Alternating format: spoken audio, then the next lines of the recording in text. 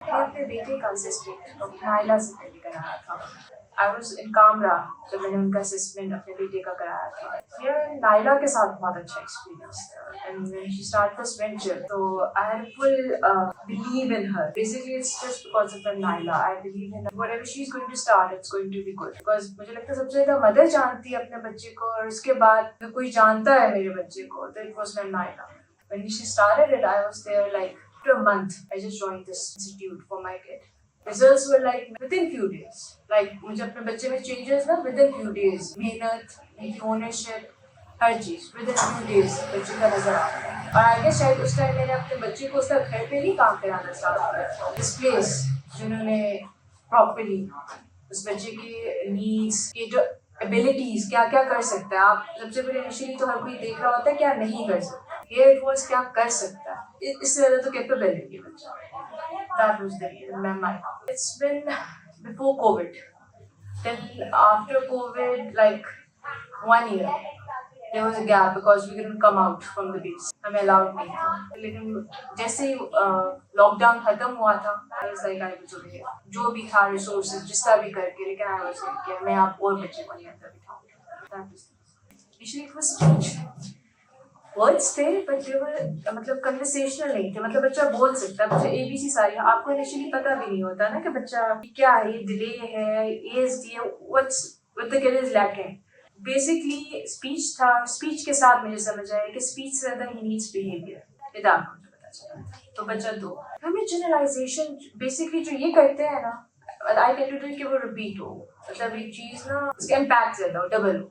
तो whatever ये planner के थ्रू हमें बता देते हैं जो भी होता है बिहेवियर स्पीच वो हमें ये बता देते हैं। वो हम घर में जाके वो घर में होमवर्क आता है वो हम कर देते हैं और वो अगले दिन इनको भी रिजल्ट पता चल जाता है कि बच्चे का काम हो रहा है इधर, क्योंकि इधर से ज्यादा तो घर पे होता है। बच्चा घर पे ज्यादा टाइम गुजारता है तो जैसे ही हमें गाइड करते हैं उसी तरह बच्चा सोशलाइजेशन में लाभ करता था। जितने पर्टिकुलर बच्चे हैं, पर्टिकुलर लोग हैं उसके जो उसे पसंद है वो उन्हीं के साथ करता था। इनिशियली स्टार्टेड आउट कि अब हमें पोएम्स नहीं पता था पढ़ता है और वैसे ही सुबह के टाइम स्कूल जाने से पहले मैं कहूँगी कि विद उस बच्चे ने बड़े मजे से कॉपी इमिटेशन स्टार्ट की थी।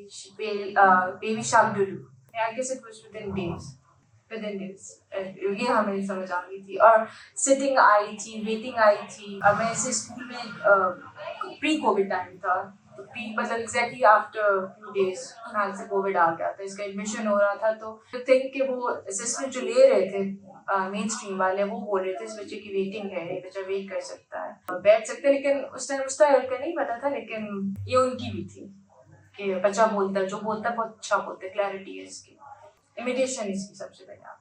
मैं तो बहुत मैं आज एज अ पेरेंट को पहले रिलैक्स होना होता है। पहले पेरेंट बच्चे का तो अपने हाथ से बात में होता है, पहले पेरेंट होता है। पेरेंट की गाइडेंस, पेरेंट की काउंसलिंग जो ये लोग एक्सेल करते हैं मैम। पेरेंट्स की काउंसलिंग होती है, पेरेंट्स की काउंसलिंग होती है तब वो फिर अपने बच्चे के लिए जो बेहतर है वो सिलेक्ट तब करते हैं। स्टार्ट में आई हैव एक्सीलेंट एक्सपीरियंस माशाल्लाह। एलेक्स मतलब मुझे कोई इशू भी हुआ है, कुछ इशू भी मैं मायने कहूँगी, इट्स लाइक वन टाइम मैं बहुत कम्युनिकेट करती हूँ and it's like with in effectiveness. आपको इशू है इज वन थिंग कि ओनरशिप है। अगर मुझे बहुत अच्छा लगता है कि हर कोई आपके बच्चे को नहीं समझता, लेकिन बच्चे को आपको समझना, कोई और आपसे ज़्यादा जानता हो बच्चे को, वो बहुत ज़्यादा रिलैक्सिंग होता है। कि हम अक्सर अभी बोलते हैं कि हम बच्चा अभी जूनियर में आगे सीनियर होगी उसके बाद मतलब इतना कंफर्टिंग एनवायरनमेंट इन्हें कहाँ मिलेगा। प्रिपेयर तो उसी के लिए हो रहा है लेकिन वेरी इफेक्टिव।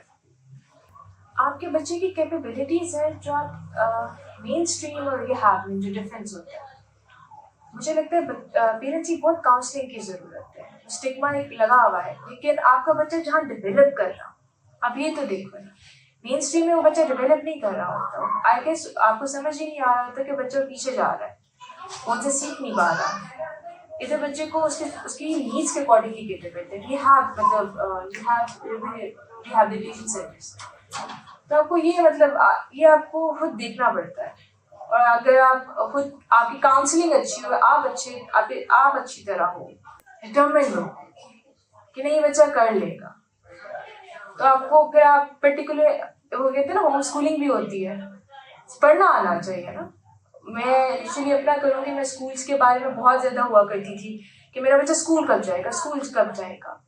और जब मैंने ये ख़त्म किया कि मेरा बच्चा इधर भी स्कूल में ही है, मेरा बच्चा पढ़ रहा है और शायद किसी मेन स्ट्रीम से बहुत अच्छा पढ़ रहा है, तो आई एम लाइक मैं बहुत रिसेंटली पेरेंट टीचर मीटिंग हुई है और मैं हाल से शायद मेरी बेटी मेन स्ट्रीम में पढ़ रही है। मैं शायद उससे ज़्यादा खुश थी क्योंकि इसका ज़्यादा अच्छा रिजल्ट था।